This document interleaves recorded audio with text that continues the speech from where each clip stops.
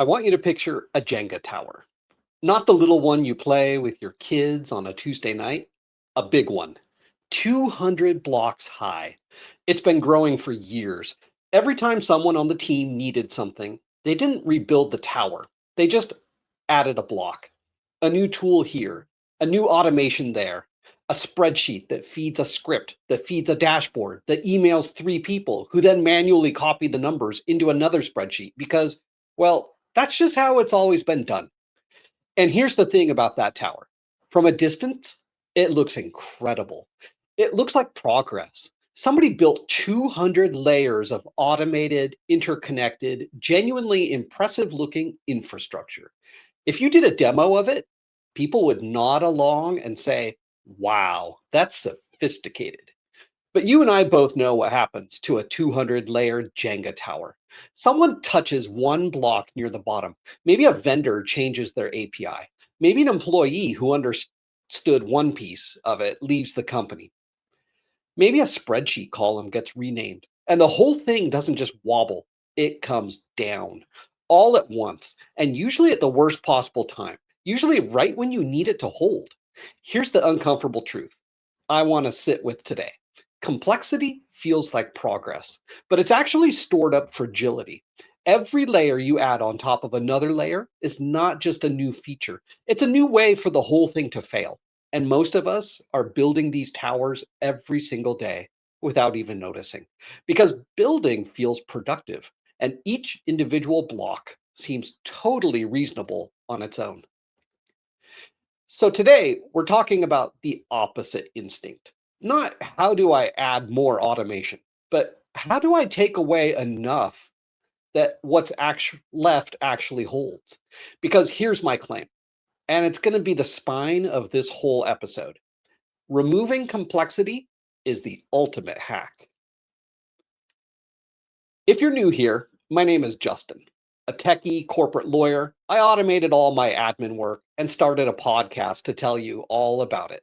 This is the Automate Office Work Podcast. Find us on all the platforms and like, comment, subscribe, and share. These episodes are also broadcast live on LinkedIn every Friday. So welcome to the live audience. Feel free to comment and I'll go over them at the end, especially if the questions are good. You can even let me know you'd like to come on with me live for a chat. If you'd like to be alerted for future episodes, go to automateofficework.com.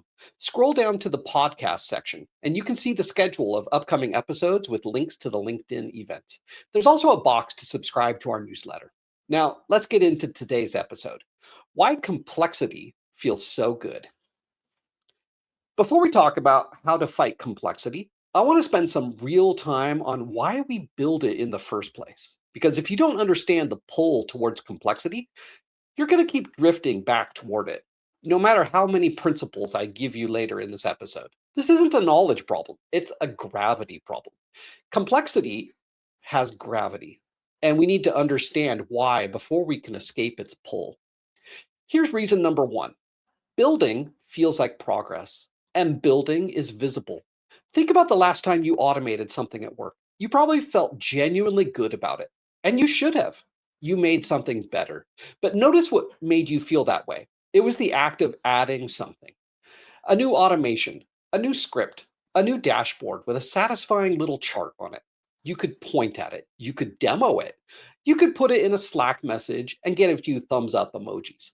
Now, think about the last time you removed 3 unnecessary steps from a process. Did you get the same reaction? Probably not. Removing something is almost invisible by definition, because if you did it well, the end result looks just like nothing happened.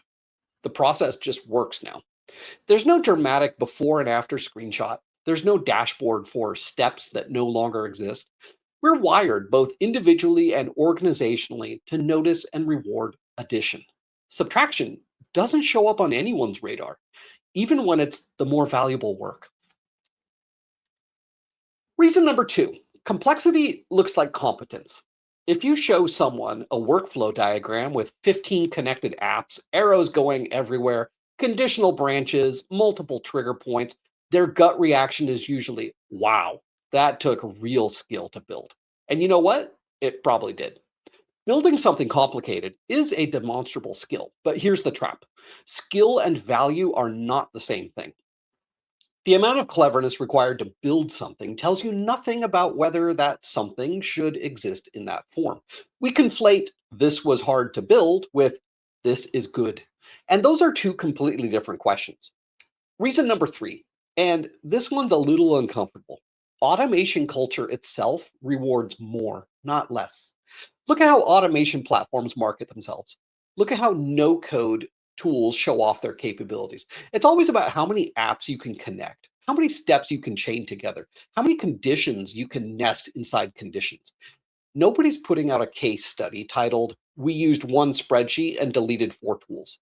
The whole ecosystem, vendors, influencers, even well meaning coworkers sharing their setups online, it's quietly incentivizing you to build outward instead of inward. Reason number four: sunk cost makes removal feel dangerous, even when leaving something in place is the actual danger. Once three other systems depend on a tool, taking that tool away feels like performing surgery. It feels risky. So people leave it. They build around it instead of removing it. And over time, you end up with layers of "we're afraid to touch that" sitting quietly underneath everything else you're doing. Nobody chose this on purpose. It's just accumulated, one reasonable decision at a time. And reason number five, maybe the most human one: nobody's job title is the person who deleted five steps from the process. That work is invisible. It doesn't show up in a portfolio. It doesn't get you promoted usually. It's often the single most valuable thing anyone in an office could do in a given week. And it's almost totally unrewarded by the systems we work inside of. Let me give you a quick example, because I think this lands better with a scenario than with abstract reasoning. There was a small operations team that had built what they proudly called their automation stack.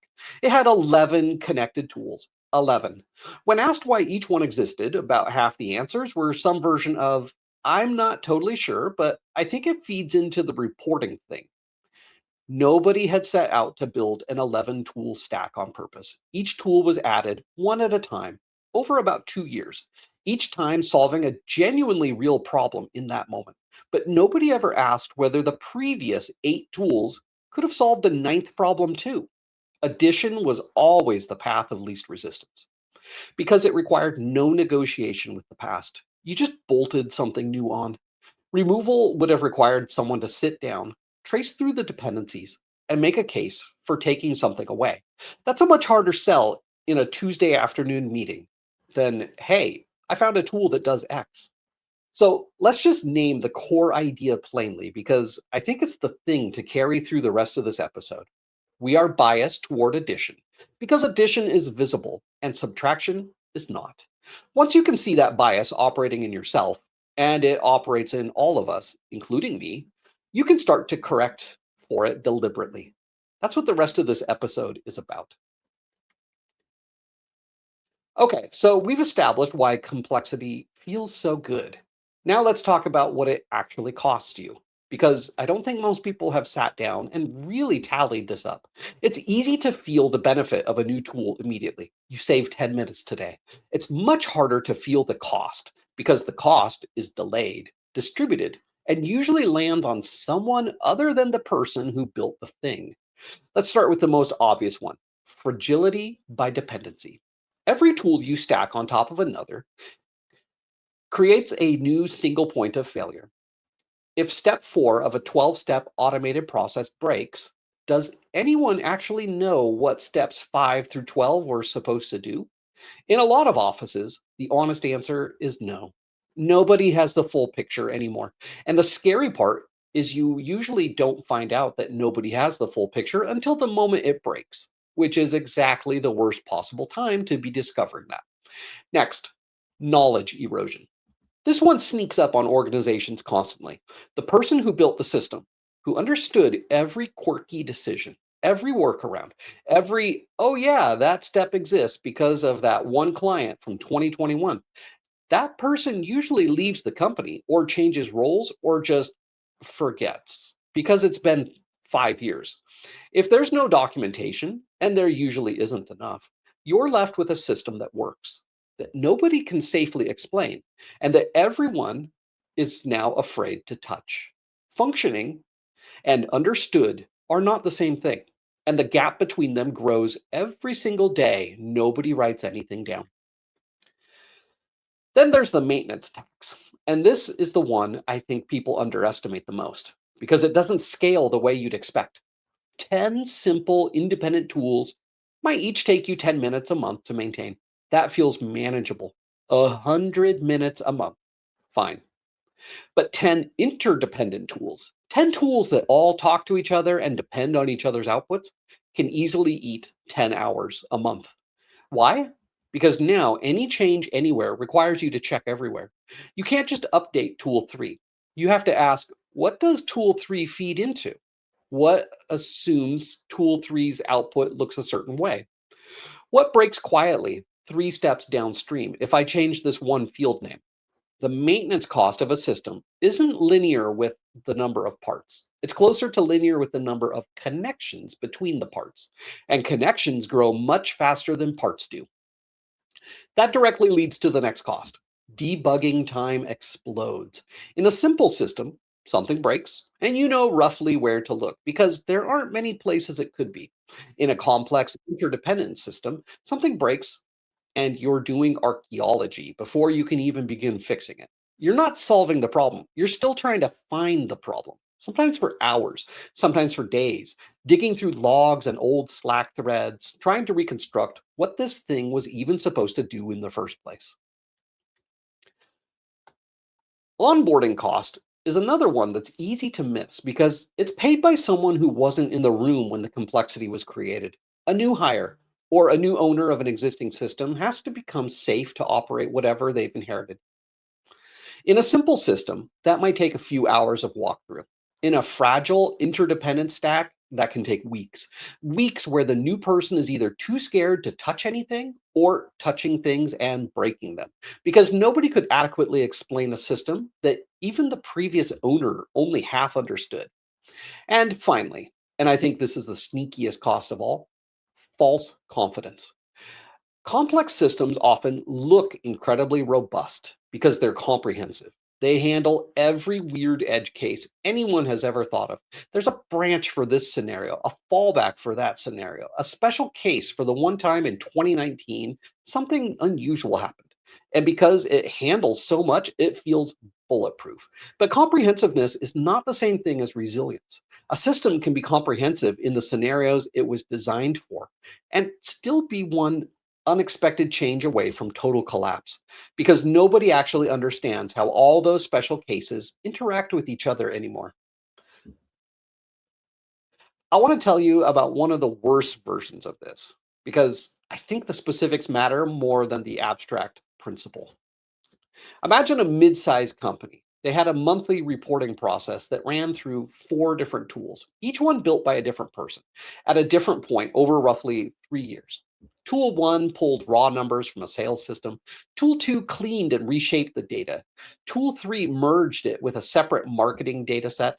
Tool 4 generated the final formatted report that went out to leadership. It worked reliably for a long stretch of time, right up until the person who built the tool number 2, left the company. Nobody else had ever needed to look inside tool 2 because it just quietly did its job every month. Then a routine update to the sales system changed the format of the raw data slightly. Tool 2 choked on the new format. Tool 3 received garbage, and Tool 4 produced a report with numbers that were subtly, not obviously, wrong. Nobody caught it for 2 reporting cycles because the report looked completely normal. Same layout, same charts, just wrong underlying numbers. Leadership made at least one real decision based on that bad data before anyone found the problem. And when they finally traced it back, it took the team almost a full week just to understand what Tool 2 had originally been doing because the person who wrote it hadn't left behind a single note explaining the logic. That's the maintenance tax and the false confidence problem working together in the wild. 4 tools, each individually reasonable, together forming a system nobody could see all the way through until the exact moment it mattered most. So here's the line I want you to take away from this section. Complexity doesn't just cost you now, it charges interest forever. until someone pays it down. And the interest rate is not fixed. It goes up every single month. Nobody addresses it because the system keeps growing and the number of people who understand it keeps shrinking. You may have noticed that today's topic is often a core issue handled by IT departments. Often, when you request to buy a new tool, they immediately say no because you already have existing tools, or they don't want to add yet another tool to the list of 2,000 tools they have to maintain and support. To help you with this, I'm now creating a 10-hour masterclass called Building Business Cases for IT Approval. And it's free for anyone who signs up while I'm finishing building the course. You can find it at automateofficework.com/academy/courses/IT. Or simply go to automateofficework.com/academy. Click on the courses and go to Building Business Cases for IT Approval. Sign up now and learn all the issues, how to give IT what they need so you can get what you need. Now back to the show. All right, we've spent enough time in the problem. Let's talk about what to actually do about it. I've got 5 principles here, and I want to go through each one properly because I think this is the part of the episode that's actually going to change how you work on Monday morning. Principle 1, simplify before you automate. This is the one I see violated the most, constantly, everywhere. Somebody has a painful, clunky process, and their first instinct, a totally reasonable instinct, is let's automate this. So they take the painful, clunky process exactly as it exists, and they write it up to run automatically. Here's the problem with that. Automating a bad process doesn't fix the bad process. It just makes the bad process happen faster, with less visibility, and with more resistance to being changed later, because now it's automated, and people are scared to touch it. You've taken something slow and annoying and turned it into something fast, annoying, and fragile. Before you write a single line of script, before you build a single automation or Power Automate flow, ask the more uncomfortable question first. Does this process even need to exist in its current form? I can't tell you how many times I've sat down with a client to automate a 5-step approval process, and by simply asking, why does step 3 exist? We discover that step 3 was a workaround for a problem that got fixed 18 months ago, and nobody ever removed the workaround. The fastest, highest leverage automation I did on that engagement wasn't automation at all. It was deleting 3 steps nobody could actually justify anymore. That took 20 minutes and saved more time than any script would have. I want to add one more layer to this because simplify first can sound like an abstract, nice to have, unless you see it play out concretely. On that same approval process I mentioned, once we removed the 3 unnecessary steps, we didn't actually need to build much automation at all. What had looked like a 5-step problem requiring a custom-built workflow tool turned into a 2-step problem that a simple form and a single notification could handle. The automation project shrank by roughly 80% in scope, not because we got clever with the tooling, but because we asked the simplification question before we asked the automation question. If we'd automated the original 5-step process as it existed, we would have spent real engineering effort making a bad process. We'll be stuck maintaining 3 steps that never needed to exist in the first place. So, simplify first, automate second, every single time. Principle 2, inventory before you build. This one's about a very specific common failure mode. Building a brand new tool when you already own something that does the job. Most offices already have a form tool sitting somewhere half used. They already have a spreadsheet platform with automation features nobody's turned on. They already have some kind of automation platform and a shared drive, and usually some kind of lightweight database tool bundled into whatever suite they're paying for. And most of the complexity I see in office environments doesn't come from a lack of tools. It comes from people not knowing what they already have and building a parallel system instead. A new spreadsheet, a new form, a new little script that does almost the same thing as something that already exists 3 tabs over. Before you build anything, spend 15 minutes doing an honest inventory. What do we already have? Does anything here already solve 80% of this problem. A 15-minute inventory done consistently can save you 15 hours of duplicate building. And more importantly, it prevents you from adding yet another orphan tool to the pile that somebody will have to maintain, forget about, and eventually be confused by 2 years from now. Principle three, start with a minimum viable version. When you do decide to build something, build the smallest version that actually solves the problem, not the version that is overly complex just to impress someone. Here's why this matters more than it sounds like it should. You can always add to something simple. Simple things are easy to extend because there's not much there to conflict with whatever you're adding. But you can only painfully add to something complex because now your new feature has to navigate around all the existing special cases, all the existing dependencies, all the existing assumptions baked into the system. Starting minimal isn't a compromise you make because you're rushed. It's a deliberate strategy because minimal systems stay flexible, and flexibility is worth more than completeness in the early stages of almost anything. Build the seedling. Let it grow into what it actually needs to be, based on real use, not imagined edge cases. Principle four, every automation needs an owner who actually understands it. This is maybe the most important principle in the whole episode. So let me be precise about what I mean, because there's a version of ownership that sounds right, but is actually useless. Having an owner does not mean having someone who gets pinged when the thing breaks. That's not an owner, that's an alarm recipient. A real owner understands every step in the process. They understand why each step exists, not just what it does. And critically, they understand how to fix it when something goes wrong, not just who to escalate to. Ownership without understanding is just a name attached to a ticking time bomb. It gives everyone else in the organization false comfort. Oh, someone owns that. When in reality, that someone would be just as lost as anyone else the moment something actually breaks. If you're building something today, decide right now who the real owner is going to be. And make sure that person is involved deeply enough from the start to actually understand the whole thing, not just sign off at the end. Principle five, understanding enables pruning, not just fixing. Here's the payoff of principle four, and it's a subtle one. An owner who genuinely understands why a step exists is the only person who can confidently tell you when that step no longer needs to exist. Business needs shift constantly. A step that was absolutely essential 2 years ago, maybe it worked around a limitation in some old system, maybe it satisfied a compliance requirement that has since changed, can quietly become dead weight today. Nobody notices because it's not causing an obvious problem. It's just sitting there, adding a small amount of friction and fragility forever. Because removing it requires understanding it, and understanding it requires someone who was paying attention when it was created. Without owners who understand the why, nobody in the organization has the confidence to remove anything.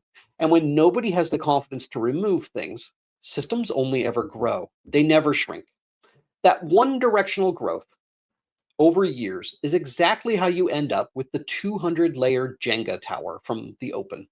It didn't happen because anyone made a bad decision. It happened because nobody ever felt safe enough to make the removal decision. This plays out when one client's onboarding checklist, a process for bringing on new employees that had grown over about 5 years to include 18 separate steps across four different systems.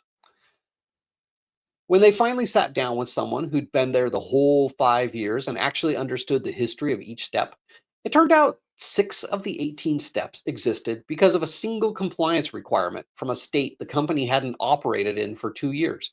Nobody had removed them because nobody currently on the team had been around when they were added. And everybody assumed someone, somewhere, still needed them. One conversation with the right person, someone who understood the why, not just the what, cut the process by a third in about 20 minutes. That's the kind of leverage understanding gives you that no amount of clever automation ever could. So here's the line to hold on to from this whole section. The goal of automation was never comprehensiveness. It's confident ownership of something small enough to actually understand. If you can't explain your automation end to end in a few clear sentences, it's already more complex than it needs to be. And that's worth fixing before it grows any further.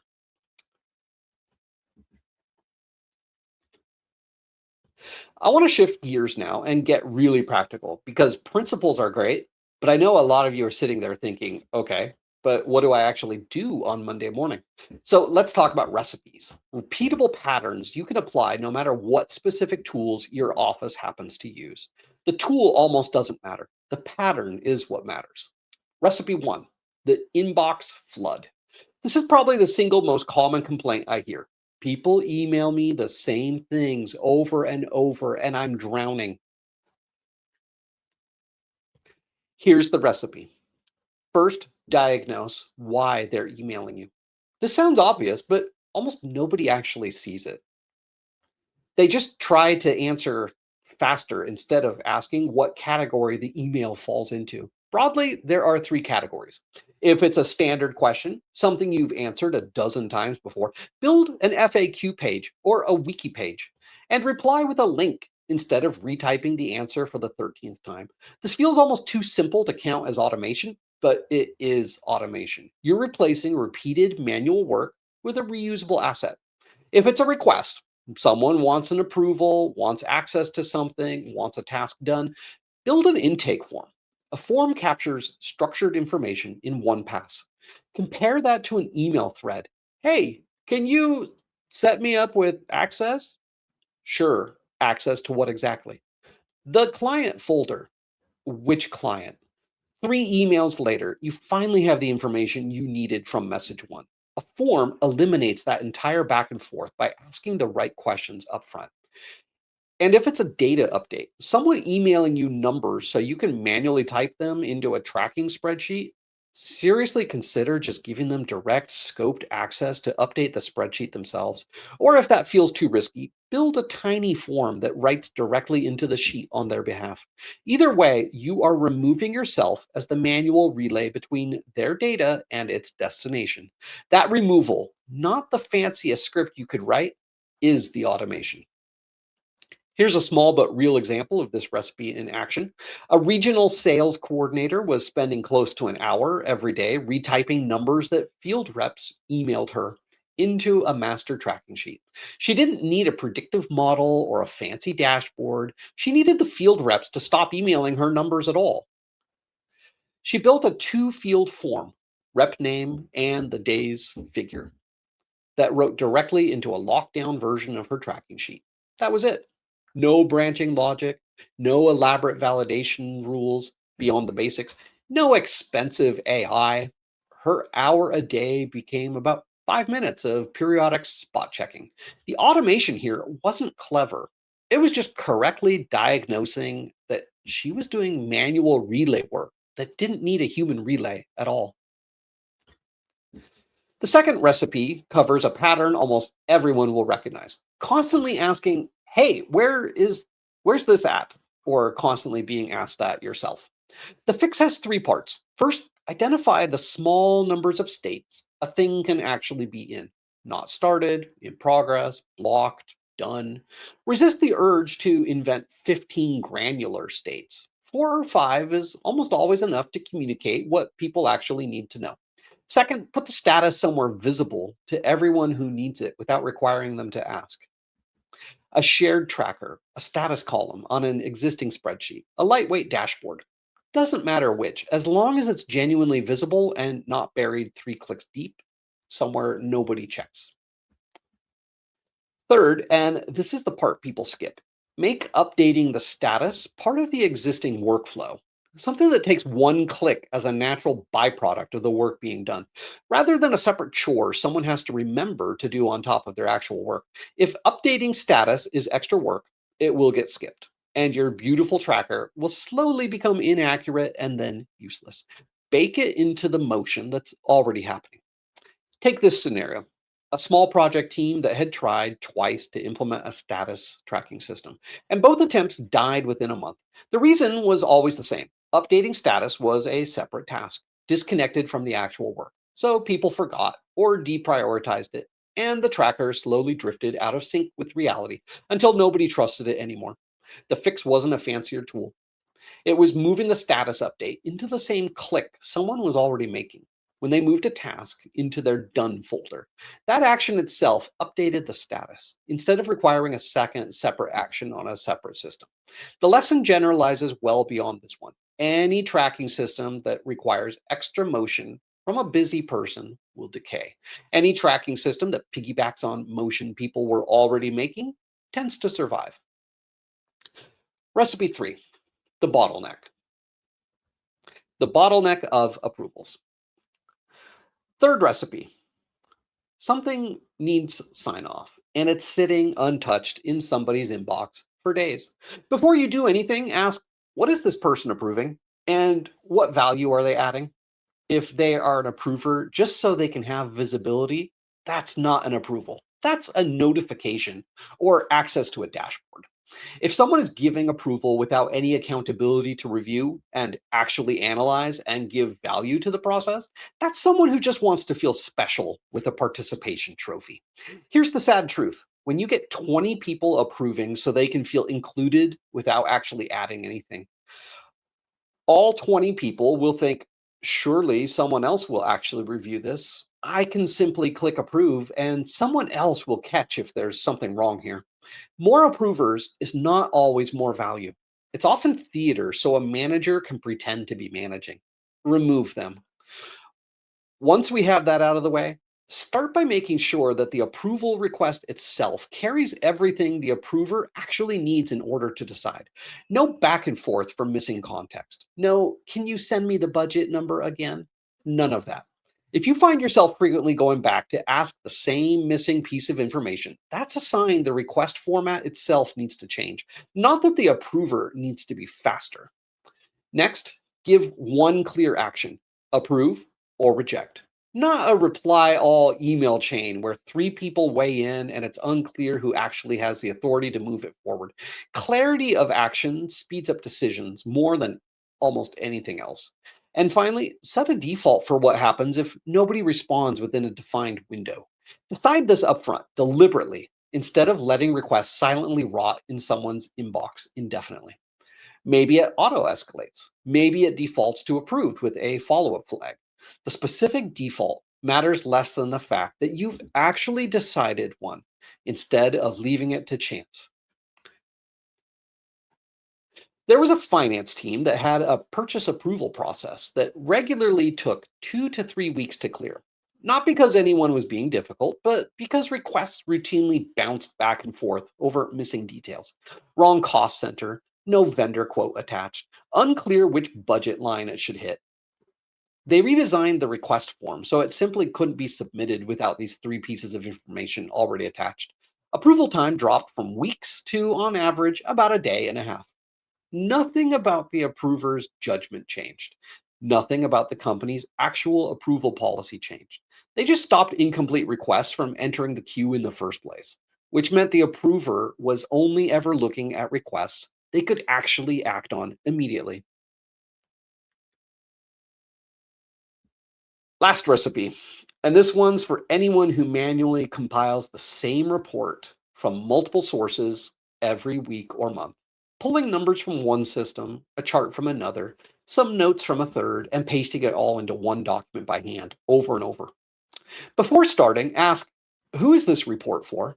If that person left the company, stop creating the report. Ask the person what they need the report for. If it's so they can feel special, stop creating the report. If the report is so they can take action, find the thresholds of when they need to be alerted and make the report into a live dashboard with always live data that alerts them at the correct times. Reports generated from time to time are by definition stale as soon as you generate them.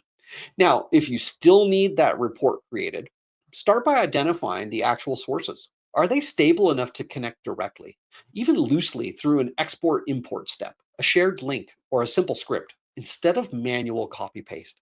Then, and this is important, automate only the assembly step first. Leave the judgment and interpretation to the human, at least initially. Don't try to automate what does this data mean on day one. Automate getting the data into one place first, because that's the part with the least ambiguity and the highest time cost. And resist the urge to automate the analysis layer too soon. Let the assembly step run reliably for a few cycles before you layer anything more sophisticated on top of it. This is principle 3 from earlier, applied directly. Start minimal, then earn the right to add more once you've proven the foundation actually holds. I've watched teams skip straight to trying to automate the interpretation of a report, building logic that tries to flag concerning trends automatically before they'd ever gotten the basic assembly step to run reliably. Inevitably, the interpretation logic breaks in some subtle way nobody notices for weeks because the team's attention went toward the flashy analysis layer instead of the boring foundational assembly layer underneath it. The teams that succeed here almost always do it in the boring order. Get the numbers into one place reliably first for a month or two, with a human still doing the actual thinking. Only once that foundation has proven itself do they start carefully layering automated analysis on top. And by then, they usually understand the data well enough to know exactly what that analysis should do and shouldn't try to catch. All right, so you might see that there is a glaring example here about what people are trying to use AI for today. This is the analysis of data that they want the AI to do, but they don't know the data inputs that are required for the AI to actually make that analysis. So, just like I just said, focus on the inputs, focus on the data that you need to get, focus on assembling those data points. You can always let your humans do the interpretation of the data at first. Make sure you're getting the actual data points that are needed, which is often the greater amount of work that is being done anyway, right? Getting that data, getting it reliably in the right formats is often, I would say, about 85 or 90% of the time that we're spending. The actual analysis of that data then is about 10 to 15% of the effort that's being done. But without that actual foundational step of getting the data, your AI is not going to be as successful. And we're finding also that AI is very um, not consistent and it's very expensive. So, in the spirit of today's episode, go for the boring stuff. Keep it simple. You don't need to add layers and layers of tools. Start with the smallest amount of tools that you can first. Here's what I want you to notice about all four of these recipes. None of them are exotic. Most office complexity isn't some rare, unusual problem that needs a clever, bespoke solution. It's the same handful of patterns showing up again and again, just wearing different outfits, depending on which department you're in. Standardize the pattern and the specific tool you happen to use, whether it's a form builder or a spreadsheet or an automation platform, it almost stops mattering. If you're feeling generous and would like to support my work here, you can do so at buymeacoffee.com/automate office. Thank you to all my generous supporters. I want to shift into a slightly more cautionary part of the episode now, because I think there's a specific trap that even people who've absorbed everything I've said so far can still fall into. Picture a gold plated luxury car sitting in a showroom. It's gleaming. It's the kind of thing that stops people in their tracks. If you saw it, you'd assume everything about it was built to the same standard as the gorgeous exterior. That's a completely reasonable assumption to make, and it's exactly the assumption that gets people in trouble. Now imagine popping the hood, and instead of a clean, well engineered engine, you find a chaotic mess. Mismatched parts scavenged from different places, exposed wires, actual duct tape and zip ties holding critical components together. It runs for now, but it is one bad pothole away from falling apart entirely. That's technical debt. And I want to be really specific about the trap here because it's not just systems can be messy underneath, it's this. The gold plated exterior is often exactly why nobody questions what's underneath. A system that looks polished, that has a slick dashboard, that demos beautifully. People assume it must be solid all the way down, because why would something look that good and be that fragile? It looks too impressive to be held together with duct tape.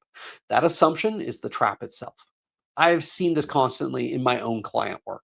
A dashboard that looks incredibly professional, refreshing every hour with clean visualizations, and underneath, it's held together by three separate manual systems that someone has to remember to do every single week, or the whole thing silently starts showing stale data with no warning. Nobody would guess that from looking at the dashboard. That's the whole problem. Picture a company where the executive team is genuinely proud of a real time operations dashboard they show off to a potential investor. One of the nicer internal tools you've ever seen. Smooth animations, live updating charts, the works. When asked to see how it actually gets its data, a single junior employee who manually runs three separate exports every morning at 7 a.m. and uploads them by hand before anyone else gets into the office. If she were ever sick, or the export format from one of the source systems changes even slightly, the whole beautiful dashboard will either freeze on stale numbers or quietly display something wrong, with absolutely no indication to anyone looking at it that anything is off. The gold paint job is real. So is the duct tape underneath it. And the people relying on that dashboard every day have no idea that duct tape exists, which is exactly what makes it dangerous. So here's the question I want you to genuinely sit with, not just nod along. Are you building this thing to impress people with how sophisticated it looks? Or are you building it to deliver value at low cost and low ongoing maintenance? Those two goals sometimes point in the same direction. Sometimes an impressive looking system really is well engineered underneath, but often they don't point in the same direction at all. And the gap between looks impressive and is actually sound is precisely where technical debt likes to hide, quietly, until the exact moment you can least afford it to surface. Here's the line to hold on to. If a system only works because nobody has touched it, that's not stability. That's a countdown, and you just don't know the number yet. So, if impressive isn't the goal, what is? I want to end on this because I think it reframes everything we've talked about today. The most beautiful automations I've ever seen or built are almost never the most complex ones. They're the ones that took something genuinely complicated and made it disappear into something that feels simple. Not simple because the problem was easy, simple because someone did the hard work of removing everything that didn't need to be there. Here's something that happens to me constantly with clients, and I think it's worth sharing honestly. I'll show someone a finished solution, the thing that replaced their messy, painful five tool process, and their reaction is often surprise. Sometimes even a little bit of disappointment because it looks too easy. They were expecting something that looked like the gold Rolls Royce engine, complicated, impressive, clearly the product of serious effort. Instead, they get one clean button, or one simple form, or one spreadsheet that just quietly does the right thing every time. And every single time that happens, I tell them the same thing. I know I made this look easy, but making something look easy usually takes many hours of hard work that you will never see. All the complexity didn't disappear, it just moved. It moved from something you have to deal with every day to something I dealt with once, carefully, so you wouldn't have to. That invisibility isn't a lack of effort, it's where the effort went. I think that's actually a pretty good test you can apply to your own work going forward. If people can clearly see how hard something was to build, it probably isn't simple yet. The mess is supposed to happen during the building, on your whiteboard, in your drafts, the versions nobody else ever sees, not in the final thing that people actually use every day. Simplicity isn't the absence of effort, it's where effort goes to become invisible.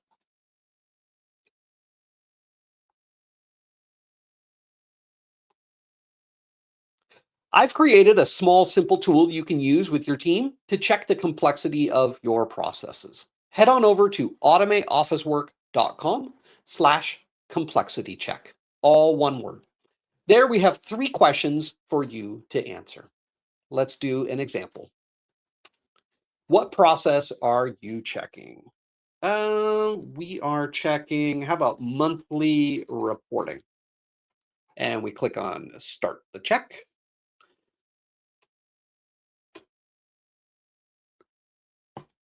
The next question, does this process actually make sense? And you have several options.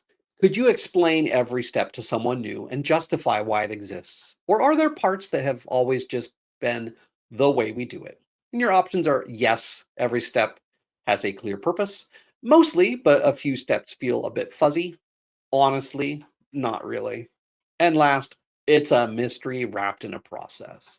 So if you choose any of the options 2 through 4, you select them, and then below that, you get a further question. Which of these apply? And you can pick any. Steps no one can explain, inherited from a previous team, built around a tool we no longer use, involves workarounds or hacks, confuses new starters. And I'll pick a couple of these and then click on continue.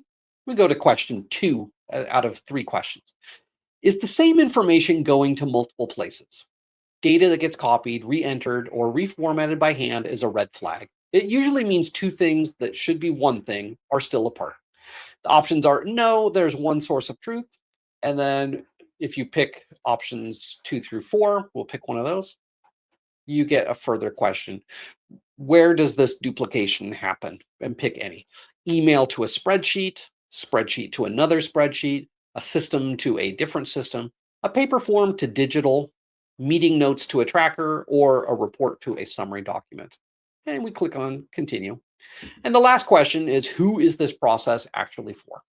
First option is a specific person or team who actively uses the input, or options 2 through 4 get increasingly vague, where nobody knows what is happening. And I'll click on that last one.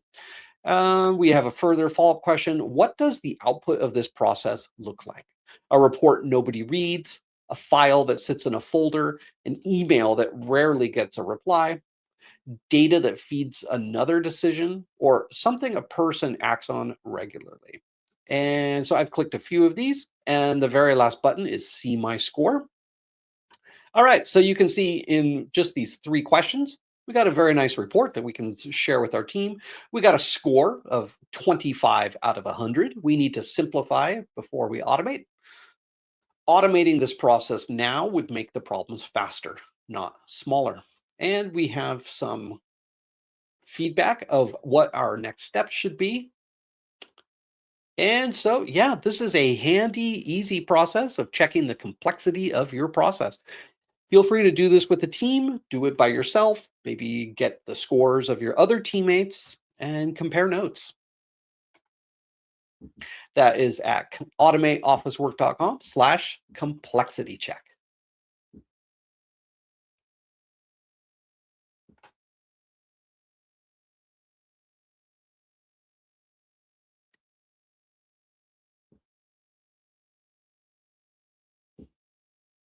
Let's bring it all the way back to where we started. Remember that 200 layer Jenga tower? Here's the version of it we actually want: short, stable, and made only of blocks that someone can point to and explain. Not because it's impressive to look at, it isn't particularly, but because it holds. Let's recap in one breath. Complexity feels like progress, but it's borrowed fragility, and the bill always comes due eventually. Simplify before you automate. Take an honest inventory of what you already have before you build something new. Start with the smallest version that actually solves the problem. Put someone in charge who genuinely understands the whole thing, not just someone who gets the alert when it breaks. Standardize the common patterns you'll run into again and again: the inbox floods, the status chases, the approval bottlenecks, the copy paste reports. So you're not reinventing the wheel every single time a familiar problem shows up in a new outfit. And watch out for the gold Rolls Royce. Something looking impressive on the outside tells you nothing about whether it's sound underneath. The goal was never to impress anyone with how complicated our automation looks. The goal is to deliver real value at low cost with low ongoing maintenance. And if you do that well, it might just end up looking almost too easy. That's not a bug. That's the whole point. Removing complexity is the ultimate hack. Go find the one thing in your workflow that you can delete this week. Not automate, not improve, just delete and see what happens.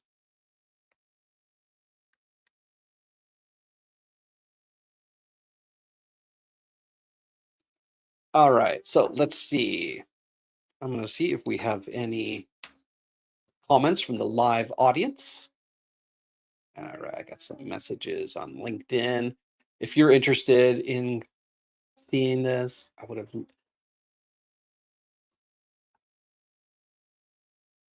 I got a comment from somebody. They say that they would have loved to have attended today, but it's late in their time zone. Oh, that's too bad. You can listen to this afterward, of course. This is being recorded and will be put onto YouTube, Apple Podcasts, and Spotify, as well as we're broadcasting this live on LinkedIn. You can always watch it on LinkedIn as well. If you'd like to find the links to all those, you can go to automateofficework.com and you scroll down to the podcast section. All right, look at my notifications. All right. I am not seeing any live comments. If any would like to come on in the future, I am available. Happy to have you on. We can have a chat through your specific issues. I'm also available for consulting. I do this as my full-time job now. My name is Justin, and you can find me on LinkedIn. You can connect with me. My last name is Turman, Turman, and I'm currently in Amsterdam. All right, so we'll wrap it up then. And all right, if anybody would like to reach out to me, go to my website. I have a great big book a call button. Happy to chat through your specific scenarios. And with that, I wish you happy automating.